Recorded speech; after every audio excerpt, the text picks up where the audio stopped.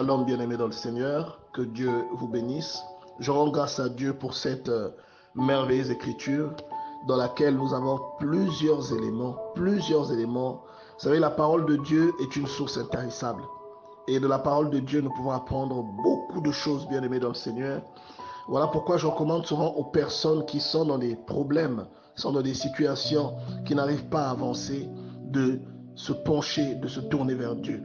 Bien-aimés, tournez-vous vers votre Dieu et lisez votre Bible. Il se pourrait que Dieu vous donne des instructions. Il se pourrait que Dieu vous parle directement au travers d'une simple parole, d'une simple écriture, et que vous recevez des recommandations à appliquer dans votre vie afin de voir un changement arriver au nom de Jésus-Christ. La Bible dit dans le livre de Jean, chapitre 5, verset 2, « Or, à Jérusalem, près de la porte des brebis, il y a une piscine qui s'appelle en hébreu Bethesda, qui a 5 portiques. » Bien-aimés dans le Seigneur, d'abord, je tiens à rappeler que Jérusalem, dans le langage spirituel, Jérusalem, c'est la cité de Dieu, c'est la ville sainte. Et dans le langage spirituel, c'est le symbole du ciel. Donc c'est une atmosphère céleste, une atmosphère favorable, l'atmosphère vers laquelle nous devons migrer afin que ce que nous voulons, ce à quoi nous aspirons, nous soit octroyé, bien-aimé dans le Seigneur. Jérusalem, c'est la cité de David, la cité de Dieu. Et David, c'est loin. David, c'est le Messie. Jérusalem, c'est donc cette atmosphère.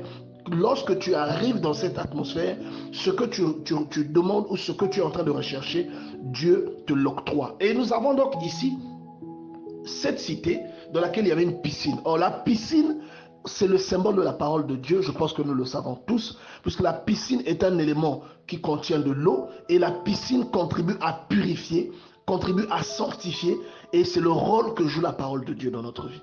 Et la piscine symbolise également Dieu, parce que Dieu est lui-même une source de sanctification. Dieu est lui-même une source de purification, vous voyez, puisque Dieu et sa parole sont un.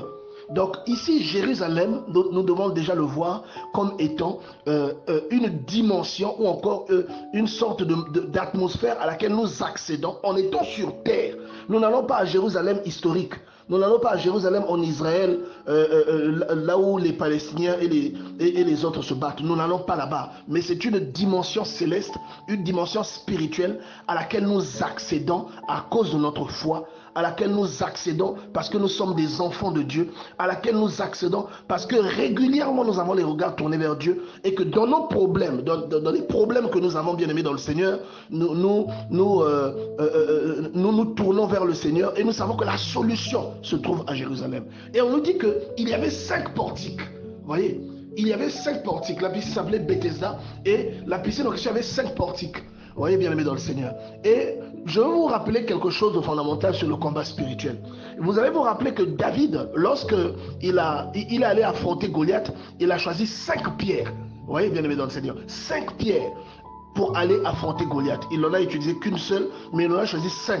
Donc c'est déjà un principe de combat. Une personne qui recherche quelque chose de la part de Dieu et qui a 5 possibilités pour terrasser son problème, 5 possibilités pour terrasser son ennemi. Vous voyez, bien aimé dans le Seigneur. Tout comme David, Goliath symbolisait le problème et il a pris 5 pierres pour aller terrasser, bien aimé dans le Seigneur, son ennemi qui s'appelait Goliath. Et dans ce chiffre 5, bien aimé dans le Seigneur, nous avons encore les 5 ministères. Il vous souviendra que Jésus-Christ incarnait lui-même, c'est-à-dire il avait en lui les 5 ministères. Donc, et quand je vous dis que cette piscine, c'est une dimension spirituelle, plutôt cet endroit, c'est une dimension spirituelle, et que cette piscine, c'est le symbole de la parole de Dieu. Et je vous ai dit tout à l'heure encore que c'est le symbole de Dieu lui-même. Et nous savons qu'il y avait en Jésus-Christ la plénitude de Dieu. Vous voyez? Donc, là où il y a la plénitude de Dieu, il y a les 5 ministères qui sont manifestés. Vous voyez, bien aimé dans le Seigneur. Donc, les 5 portiques sont les 5 ministères à travers lesquels Dieu se laisse accéder ou Dieu se laisse trouver par les personnes. Puisque les personnes qui sont appelées par Dieu sont dans ces 5 ministères, sont supposées exercer l'un de ces 5 ministères ou quelques-uns de ces 5 ministères ou tous les 5 ministères comme ce fut le cas de Jésus-Christ. Vous voyez, bien aimé dans le Seigneur. Donc, on a 5 portiques à la piscine et on dit que la piscine, c'est le symbole de la parole de Dieu. Dans le livre de Jean, chapitre 1, On nous dit au commencement était la parole était avec Dieu, la parole était Dieu. Et vous voyez que Jésus-Christ lui-même incarnait les 5 ministères. Il était lui-même apôtre, il était lui-même prophète, il était lui-même docteur, il était lui-même évangéliste, il était lui-même pasteur. Vous voyez, il avait les 5 ministères en lui. Et donc c'est cet endroit-là, où cette dimension spirituelle, c'est l'endroit où c'est la dimension à laquelle nous devons accéder. C'est la dimension à laquelle nous devons accéder à chaque fois que nous avons un problème à l'intérieur qui nous tracasse, un problème que nous n'arrivons pas à résoudre. Nous devons accéder à cette dimension parce que nous sommes sûrs que dans cette dimension-là, nous trouverons la solution à ce problème. Et vous allez remarquer que cette dimension était remplie des personnes qui avaient des situations. C'était rempli de personnes malades qui allaient chercher la solution auprès de Dieu. Ces personnes-là avaient tout un problème. Et c'est comme nous aujourd'hui, nous servons le Seigneur. Nous avons tous un problème. L'apôtre Paul dit que c'est à cause du nom de Jésus-Christ qu'il est lié comme un malfaiteur. Alors, vous allez remarquer que les personnes qui prient, les personnes qui cherchent Dieu ont souvent des problèmes. Même si nous ne sommes pas liés comme des malfaiteurs, comme le fait l'apôtre Paul, si nous ne sommes pas dans les chaînes ou dans des prisons comme l'était l'apôtre Paul, mais nous sommes liés quelque part parce que vous remarquez qu'une personne qui prie a toujours un challenge qui ne veut pas le lâcher, ou a toujours un challenge qui vient lorsque Dieu le délivre de ce challenge, un autre challenge. Pourquoi? Parce qu'il est régulièrement attaqué par le diable et le diable cherche régulièrement à le mettre à l'épreuve. Homme de Dieu, vraiment, il n'y a pas de mots pour exprimer le bonheur d'être un enfant de Dieu et d'être à la table du Seigneur, de manger de la nourriture céleste, d'être son invité. Je dis gloire à Dieu, je dis Amen. Et je glorifie le nom de l'Éternel pour la connaissance qu'il révèle à ses enfants, pour les mots qu'il met dans la bouche de ses serviteurs. Bien-aimés dans le Seigneur, écoutez la parole de Dieu, méditez votre Bible, lisez votre Bible. Les problèmes que vous avez aujourd'hui sont parfois censés vous ramener auprès de Dieu. Ces problèmes sont censés vous rappeler qu'il y a quelqu'un qui doit guider votre vie. Ces problèmes sont censés vous rappeler qu'il y a quelqu'un qui doit s'élever au-dessus de vous et qui doit prendre le contrôle parce qu'il a payé sa vie, il a payé de sa vie, il a donné sa vie à la croix afin que vous puissiez avoir accès à ce à quoi vous n'aviez pas accès autrefois, que vous deveniez des héritiers et des co-héritiers de Jésus-Christ, bien-aimé dans le Seigneur. Quelle merveille, quelle parole. Je dis Amen. Et je prie le Seigneur, vraiment que toutes les personnes qui ont le cœur endurci, que ces gens puissent avoir accès à la parole de Dieu, afin que ce genre de parole puisse les emmener à la délivrance. Et la raison pour laquelle ils sont frustrés, que cette raison-là, bien-aimé, soit écrasée. Si tu es frustré, aie accès à la parole de Dieu. Écoute les enseignements afin que Dieu touche ton cœur et qu'il t'emmène à la repentance. La repentance conduira à ta délivrance et ta frustration disparaîtra. Dieu est vivant, bien-aimé dans le Seigneur. Dieu est puissant. Regardez d'où cette parole vient. Depuis le paralytique de Bethesda, jusqu'à cette parole qui dit « Venez à moi, vous tous qui êtes fatigués et chargés ». De quelle charge le Seigneur est en train de te parler, bien-aimé dans le Seigneur? De quelle charge le Seigneur est en train de te parler? Et il te dit que son joug à lui est léger. Le joug du Seigneur qui est léger, ce joug-là protégera ta vie. Ce joug-là, c'est le joug des personnes qui ont l'empreinte de Dieu sur eux. Une personne qui prend le joug de Dieu, c'est la personne qui prend sa croix et qui suit le Seigneur. C'est un joug qui t'impose une certaine marche.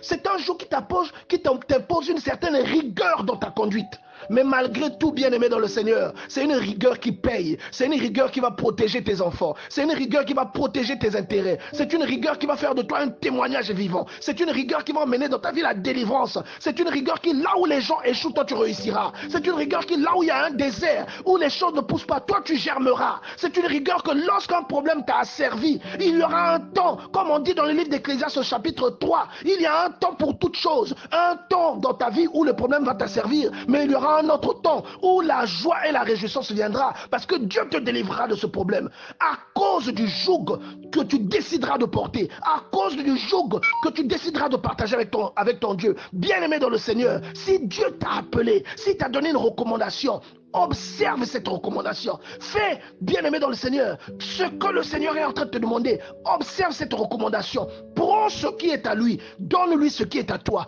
et tu verras que ta vie sera transformée. Tu verras que ta frustration disparaîtra. Tu verras qu'il fera des signes et des prodiges dans ta vie. Dieu ne fait pas les choses au hasard, bien-aimé dans le Seigneur.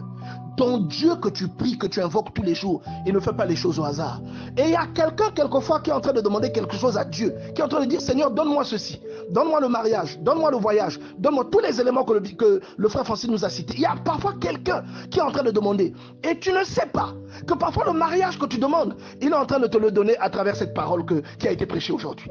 Et tu ne sais pas que parfois, le voyage que tu demandes, la guérison que tu demandes, il est en train de te la transférer, il est en train de te la transmettre à travers la parole que tu as écoutée aujourd'hui. C'est comme ce qu'on nous dit dans le livre de Jean chapitre 5. Quand on dit que hors près de la porte des brebis, au chapitre 3, on dit sous ces portiques étaient couchés un grand nombre de malades, des aveugles, des boiteux, de paralytiques qui attendaient le mouvement de l'eau. Bien aimé dans le Seigneur.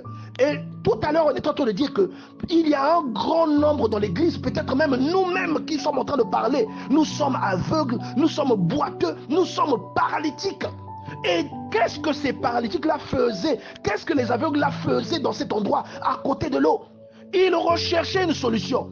Et qu'est-ce que Dieu utilisait pour leur donner la solution? Il utilisait l'eau. Et tout à l'heure, je vous ai dit que l'eau, c'est la parole de Dieu. Et l'eau, c'est Dieu lui-même. Vous voyez? Et je vous ai parlé de Jean chapitre 1. J'ai vous dit que le commencement était la parole. La parole était avec Dieu, la parole était Dieu. Donc parfois, ce que tu recherches auprès de Dieu aujourd'hui, il est en train de te le déverser au travers de la parole qui a été déversée aujourd'hui, de la parole que tes oreilles ont écoutée aujourd'hui. C'est pourquoi écoute attentivement l'instruction que le Seigneur est en train de te donner. Écoute attentivement les préceptes. Il y a quelque chose que tu cherches. Il y a une délivrance que tu cherches qui est rattachée à la parole de Dieu. Il y a une délivrance que tu cherches. Dieu veut t'emmener à entendre quelque chose qui va soulever ta foi, à entendre quelque chose qui va faire surgir ta foi de ses retranchements, qui va faire surgir ta foi du lieu où ta foi a été cloisonnée, bien-aimé dans le Seigneur. Dieu veut que tu écoutes, que tu aies accès à la parole de Dieu. Tout comme les malades avaient accès à la piscine de Bethesda. C'est la parole. Ce sont toutes les personnes qui sont remplies de maladies, d'imperfections, qui sont autour de la parole. Chacun attendant d'être touché par cette parole. Tout comme les malades attendaient d'être mis dans de l'eau. Bien-aimés dans le Seigneur. Et il y a quelqu'un, il y a ce paralytique. Le paralytique qui représente la vie d'une personne où rien ne marche, qui représente la stagnation. Il y a ce paralytique bien-aimé dans le Seigneur qui a la chance de tomber sur Jésus. Et Jésus, c'est la parole lui-même. Et c'est pour te dire que la parole a plusieurs formes. La parole, celle que tu peux lire dans un livre, dans la Bible, ou celle que tu peux écouter. La parole a plusieurs formes. Et toi qui écoutes aujourd'hui, tu es comme ce paralytique qui était au bord de la piscine. Et qui, d'un moment à un autre, s'est retrouvé en présence de Jésus-Christ. Et tu es en train de prier, tu es en train de faire des séances de prière, tu es en train de demander à Dieu de se souvenir de toi, bien-aimé. Tu es en train de demander à Dieu d'envoyer le salut dans ta vie. En train de demander à Dieu de remettre la paix dans ta famille. Tu demandes à Dieu de guérir tes enfants. Tu demandes à Dieu de ramener le cœur de ton mari vers toi. Et Dieu aujourd'hui te donne cette illustration. Au travers parfois de cette prédication, tu seras comme le paralytique qui a brûlé les étapes. Tu seras comme le paralytique qui s'est retrouvé en face de lui-même, le Seigneur. Et c'est ça que le Seigneur veut que tu comprennes ce matin. La Bible dit que car un ange descendait de temps en temps dans la piscine et agitait l'eau, et celui qui descendait, le premier, après que l'eau ait été agitée, était guéri. Bien aimé notre Seigneur, l'eau, c'est la parole de Dieu. L'eau, c'est Dieu lui-même. L'ange qui descend pour emmener cette vertu, c'est la vertu qui accompagne une prédication. Il y a beaucoup de prédicateurs. Il y a beaucoup d'hommes de Dieu. Mais bien aimé dans le Seigneur, il y a des gens, quand vous les écoutez, vous sentez que Dieu vous parle directement. Tout à l'heure, quand vous avez écouté notre bien-aimé frère, lorsqu'il a parlé, je suis sûr que beaucoup ont senti que Dieu leur a parlé. Vous voyez, il y a des gens, quand ils vous parlent, vous sentez que Dieu vous a parlé. Alors là, c'est l'ange là qui descend maintenant pour emmener la vertu de guérison, pour agiter l'eau. C'est cette vertu qui accompagne la prédication de quelqu'un. Et vous ne la retrouvez pas auprès de tous les hommes de Dieu. Vous ne la retrouvez pas auprès de tous les bien-aimés. Il y a même des frères ou des bien-aimés ou des sœurs. Lorsque la personne parle, vous avez l'impression qu'il y a quelque chose de plus, bien-aimé dans le Seigneur. C'est pourquoi c'est peut-être votre occasion aujourd'hui. Dieu veut peut-être que vous écoutez cette parole, que vous vous répondez et que vos vies changent. Il veut vous guérir. La Bible dit qu'il y avait un homme qui était couché, qui était malade depuis 38 ans. Alors Dieu connaît depuis combien de temps tu es paralysé. Même si tu marches, même si tu conduis, même si tu fais ton sport, Dieu sait que tu es paralysé. Ta vie n'avance pas. Il y a des choses vers lesquelles tu cours qui ne viennent pas. Dieu le sait. Dieu le sait, bien-aimé dans le Seigneur. Et parfois tu te mens à toi-même. Dieu connaît la profondeur. Il connaît ce qui t'attend. Il connaît ce à quoi tu es confronté. Et il veut aujourd'hui que tu aies une opportunité de te repentir. Parce que la guérison vient avec la repentance. La guérison vient avec la foi. Il veut que tu écoutes la parole de Dieu et que ta foi soit transportée jusqu'à une certaine dimension, afin que tu sois plongé dans de l'eau. Et quand bien même ce paralytique, lui, il n'est même pas allé dans l'eau. Il y a une vertu qui est venue le toucher directement en la personne de Jésus-Christ et qui a amené la guérison dans sa vie. Et c'est cette expérience que Dieu veut que tu vives. C'est cette expérience ce matin que Dieu veut que tu traverses, bien-aimé dans le Seigneur. C'est pourquoi renonce à tout ce que tu fais qui peut aujourd'hui te retenir loin de Dieu. Il y a des choses qui nous paralysent, qui viennent de nous-mêmes. Il y a des choses qui nous paralysent, que nous entreprenons nous-mêmes, que nous entretenons nous-mêmes. Tu connais parfois ces choses. Tu as parfois identifié ce qui ne va pas dans ta vie. Et Dieu te dit, confie-lui ces choses. Il te dit, rencontre-le, afin qu'il emmène la délivrance, afin qu'il emmène la guérison, bien-aimé dans le Seigneur.